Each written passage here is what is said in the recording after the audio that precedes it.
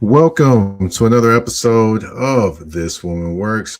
I am your host, Mike Patton, and on this episode, I brought on someone that has a extra special book that she has put together, and she wanted to come on the show and talk about it. So I provide the platform, and I invited her on. She is author Chinyere Udeh.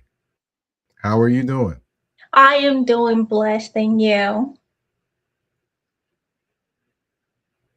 Yes, thank you for coming on the show. We're going to get into your book, how it happened, the challenges, and then a special game at the end of the show called This and That. We're going to get into that in just a moment. But of course, with every episode of This Woman Works, we started off with the Black Girl Magic Moment.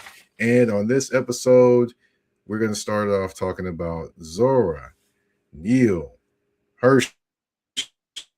Now, for those that aren't aware, Zora Neale Hurston was born January 7th, 1891 in Notasulga, Alabama, actually, the fifth of 8 children. They ended up moving in 1894 to Eatonville, Florida, which for those that don't know was one of the first all-black towns incorporated in the United States of America. So basically moved there. Her father was elected mayor. Then he became the minister of the church in 1902. But of course, before that, 1901, Northern school teachers actually came down to Eatonville, Florida, and gave her several books that kind of started her literary journey and kind of was like an awakening for her. So with that being happening, of course, she likes the literary arts and things like that. Unfortunately, of course, 1904, her mom passed away. Her dad remarries. They sent her to a school. Unfortunately, she does not finish school. Ends up having to leave school because her parents don't pay for the school. There was tuition, had to pay for the school. So actually, she went away for a while for about 13 years. And in 1917, she resumed her education. Of course, she was claiming that 1901 was her birth date. So she actually was 26 years old in high school, and graduated high school in 1918 and then attended Howard University. While she was there, she pledged Zeta Phi Beta sorority. She was the co-founder of the Hilltop, which is one of the oldest black college newspapers in the United States of America. She also, also was offered by Bernard College to go there, which is kind of affiliated with Columbia University, and she became the first Black woman to graduate from there. Also, Bethune-Cookman, she established a school of dramatic arts there, and is best known for Their Eyes Were Watching God, as well as for something that she actually wrote, and a lot of people recognize and know. It was a key figure in the Harlem Renaissance in the 1920s and 1930s, before, of course, passing later on January 28th, 1960, in Fort Pierce, Florida, at the age of 69 years old. Zora Neale Hurston, our Black Girl Magic moment for this episode. Do you have anything you wanted to add to that? All I can say is I kind of see myself kind of familiar storyline with many people that I have known and crossed paths in life with. It's very impressive how she went from down to up. Right. The most impressive thing to me is, I mean, how did you pull off going to high school when you were 26? How was that able? How did you fake your age to do that? That's why I was just like, wow. I had to read that twice to be like, okay, that really happened. But hey, she did what she had to do. Yeah, and also I don't think even now, in as much as they do have a GED program, but I don't think that they should have a limitation on getting a high school diploma. I'm not even talking about GED. Like if you fail, you Mhm. repeat the class until you get it right. You know. Okay. All right. All right. Well, we want to talk about, not something getting right. That would be this book, you're putting out that's going to, I guess, have the intrigue of everyone around. But of course, we're going to get into that. But we do have to talk about the beginnings of you. Of course, that's when you were young. Of course, we have to talk about that. Sure. So, for those that aren't aware, where did you grow up? I was born in Nigeria, and at the age of 17, I migrated to America, and I have lived in Maryland, Baltimore since 17 up until I'm 36 now, so almost 20 years. So I grew Okay. up All right. here. So, how was it kind of growing up in, you said Nigeria, and then coming across? How was that kind of transition coming from Nigeria to America? Knowing that I was still in I would say the age of growth, it wasn't that much of a transitioning like, but the only thing that stood out was the school system and the student behaviors towards the teachers and their unwillingness to learn and things like that and do their homework. That was the thing that kind of stood out to me when I was growing here and attended high school. Yeah. Gotcha. Okay. All right. So, I've got to ask. Of course, you like you mentioned, you came to America at 17. So, how was it growing up in Nigeria? Because I mean, a lot of people can talk about different countries and visiting different countries, but it's totally different when you grow up in a different country. So, how was that experience growing up in Nigeria? Um, when it comes to the educational system or educational aspect of it, majority of the time I was enrolled in private school, and it's a missionary school because I am born and raised Catholic, so it's all girls mission school. You got to learn about Jesus and behave like Jesus. you know um when it comes to the home life is when the school is over or on vacation. I lived in a dormitory. I go home and stay and come back to school, but it was quite an experience for me. Um, Sometimes the picture is not even all that vivid anymore, but I do know that it just me just passing by. But I had a massive experience when it comes to being in a boarding school, having to do my homework, having to wake up to wash my uniform and go back to school and still wear it the next day to go to school because I have to, things like that. Okay. All right. So, growing up, what was one of the first things that you wanted to be that you thought about? Was like, okay, I want to be this when I grow up. I always I have seen myself in a uniform, and like I was telling someone, I wasn't talking about like jumpsuit, DOC, DOC jumpsuit, but Mhm. I have always drawn to uniform. I have always drawn to our system, like fairness, equality, and all that stuff. So it ignited me even when I was still like little to want to venture into Girl Scouting and Boy Scouting. So that was how my uniform days started. Then most times I'm sitting and watching American movies like crime scene, how people commit crime, you find them. Sometimes military combat movies, sometimes forensics. I'm like, you know what? When I come to America, this is what I want to do.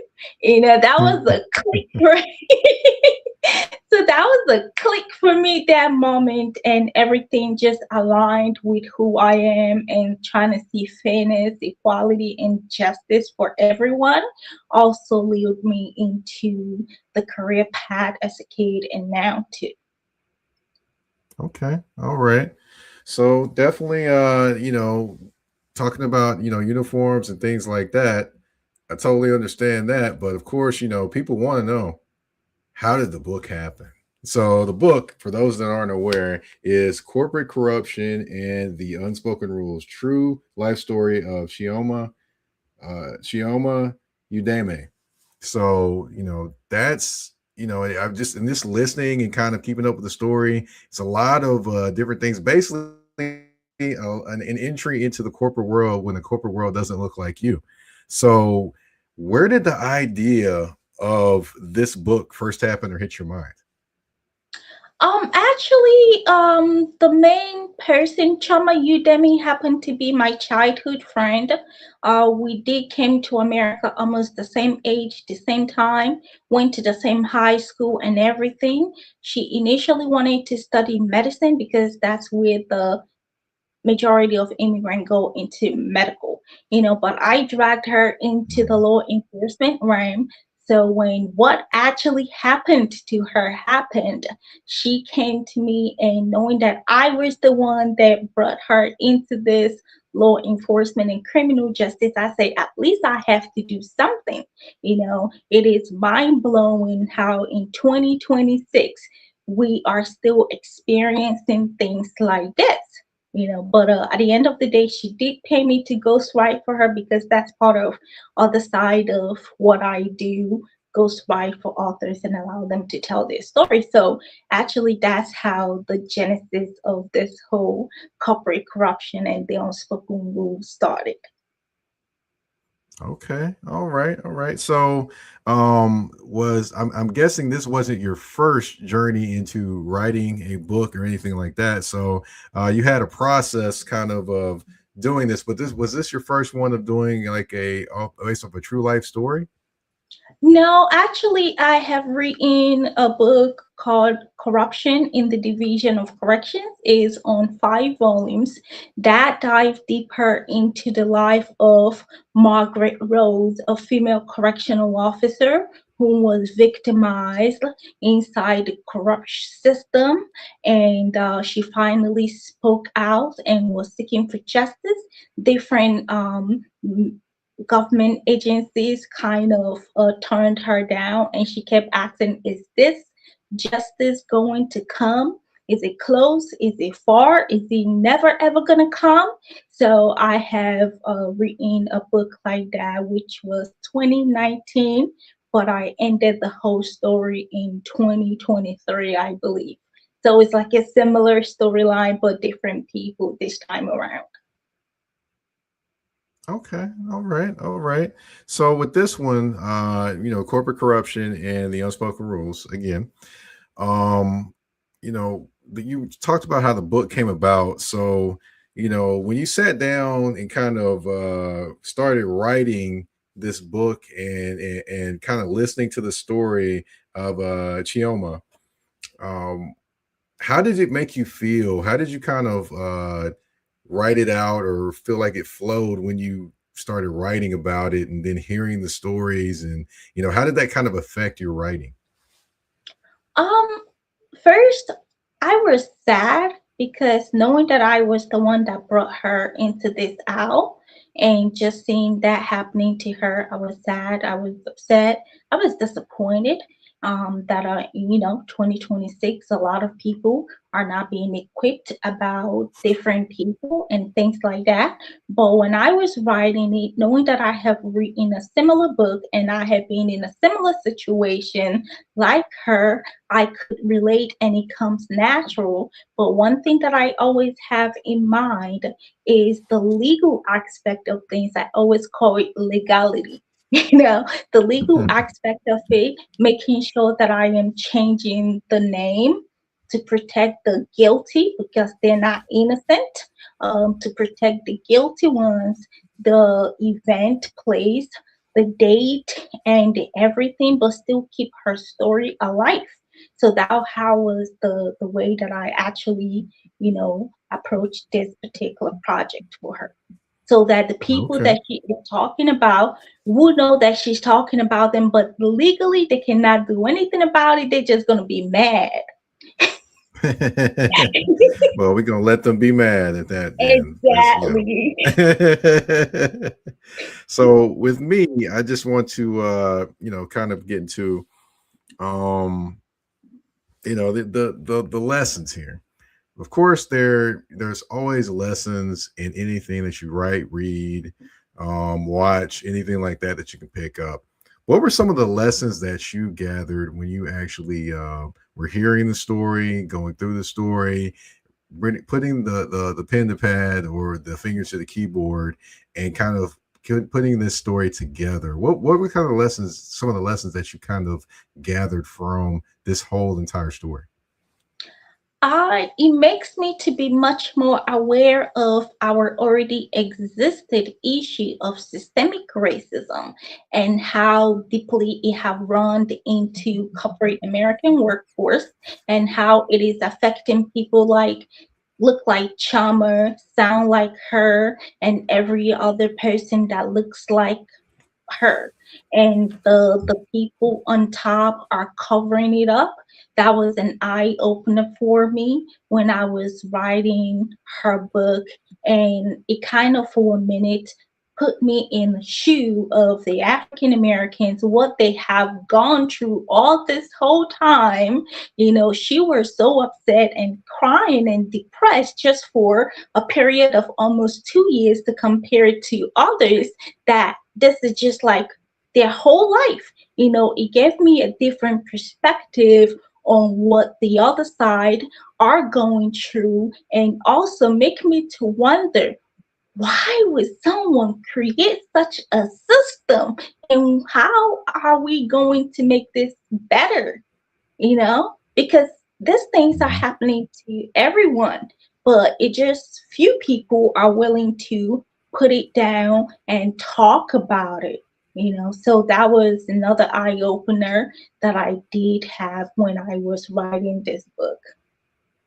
Okay. All right. So, another thing that happens when you write a book, and especially this type of book that's, talking about a real life experience, is of course the advice and the overcoming challenges that have to happen. Because of course, you're probably going to get some advice from somebody in regards to writing this type of book, and then also there's going to be some challenges because there's opposing forces. So, what was the biggest challenge you kind of came across in terms of writing this book?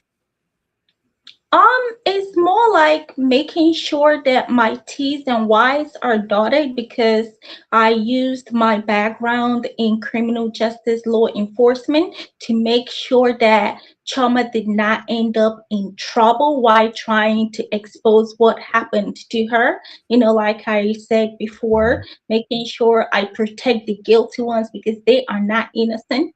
Uh, and move the dates, move the dates around, move everything around. So again, her story is still her story. What happened to her still happened. So that was like the thing that I'm like always mindful, and it's challenging sometimes, and I have to be like, am I doing this right? Am I doing this wrong? But I just keep on going with it. Another thing, in as much as it's not yet in my face, but I'm like, hmm, knowing that my name is associated with this book because now my name is in the bottom as the author of the book.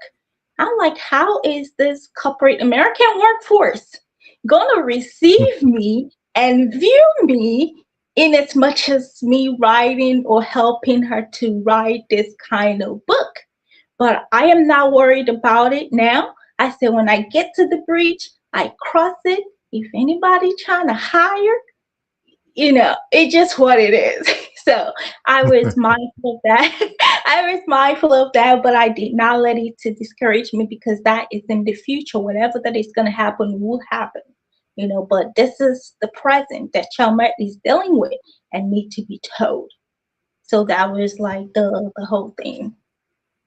Okay. All right. All right. So, what was some of the best advice that you received along this writing journey of this book? Which you mentioned, of course, people are going to know you wrote it in some circles, but hey, doesn't matter. You doing what you feel is right. But what is some of the advice that you've received along the way?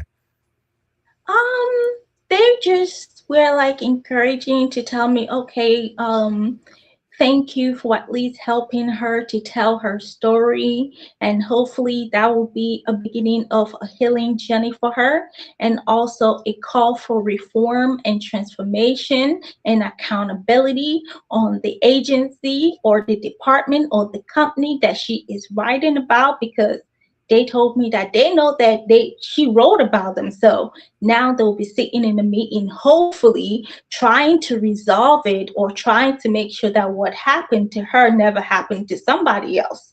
So that was like a pet peeve that I received from people. And they always say, be careful now, you know that you're a foreigner too. So that's another pet peeve and advice that I received.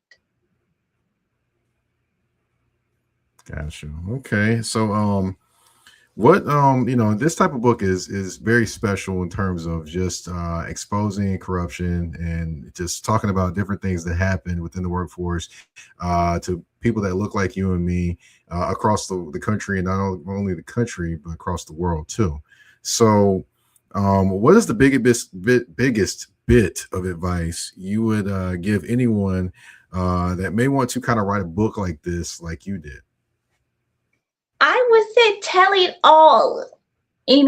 Those days have gone when those days have gone when we cover our abuses or our shame, because keeping quiet, turning a blind eyes never helps anyone. Rather, it encourages the people to continue victimizing people because no one is questioning them. No one is bringing it to the limelight. No one is calling them out for it.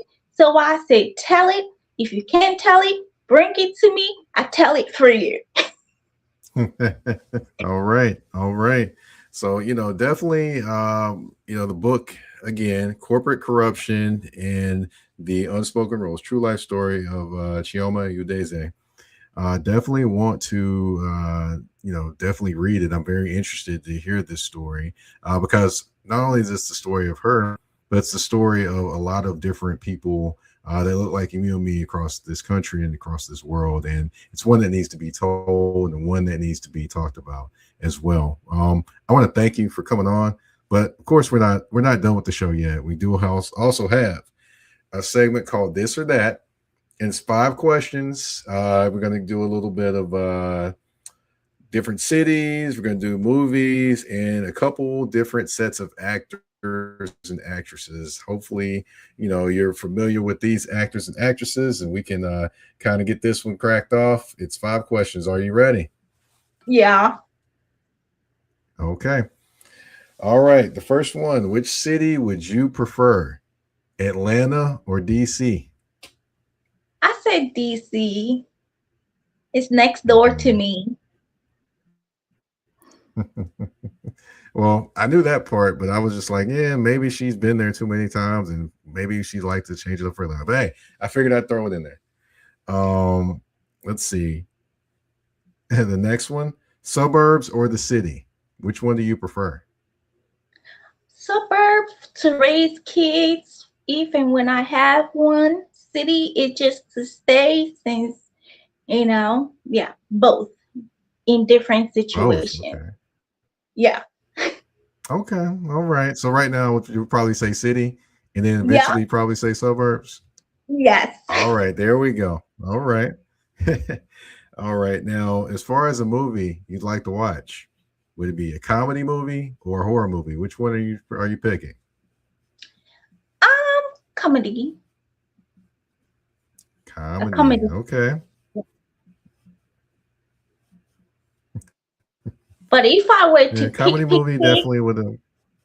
if I were to pick, I go with law enforcement crime scene movies. Ah, yes, yes. You probably watch a lot of Law and Order, don't you? Yeah, SWAT team. Yep. Mm-hmm. Yep. I definitely watch a ton of Law and Order. That's been my favorite show for like the longest time of times. But let's see. Next one. Pick between these two actresses, Nia Long or Sanaa Lathan. I think Neil on, in as much as I don't even know who that person is, but I pick her or him. Okay. No, it's her. She's her. She's actually in the movie The Best Man. Was in that movie. Have you seen that movie The Best Man Um, it sounds familiar, but I know that with I have Tay seen Diggs and Morris Chestnut? the one that I've seen is How Do I Get Married Again, or I Can Do Good All by Myself, but it sounds Why Did I Get familiar. Married? Yeah. Yeah, Why Did I Get Married and I Can Do a Bad by Myself? Yeah, she wasn't in those, but definitely those No. were Tyler Perry movies, and Tyler Perry was definitely doing his thing in that one. But the last one I'm gonna give you is this one. I'm gonna change the whole question. All right, you said you like to watch Law and Order or crime scene movies and things like that, Yeah. or shows. All right, we're gonna give you like SWAT, or we're gonna go with Law and Order. I say SWAT. SWAT. Okay. All right. Yeah. They got Okay. good looking men there. Oh my goodness. Oh my goodness. Well, we have wrapped up this or that, and we have reached the end of the show. I want to thank you for coming on the show. I just, I'm very, very interested in the book. But if you can you tell everyone where they can potentially find the book? Can you tell everyone where they can find you on social media as well? Absolutely. For the book and all the books that I have written, they are on Amazon, e-commerce, my e-commerce website, online retailers nationwide, libraries, and schools here in Maryland. Where you can find me is All Marcus Writers LLC everywhere in social media, including YouTube, and author Chinyere Udeh everywhere online. So that's where you guys can find me. Okay. All right. So if you can send me the what's that? No,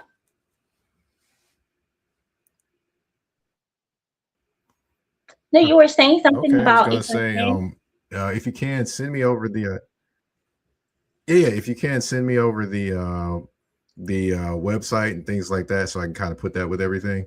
But yeah, definitely want to thank you for coming on the show. Thank you for you stepped up for Chioma and said her story and probably put it in the best words and best light as possible.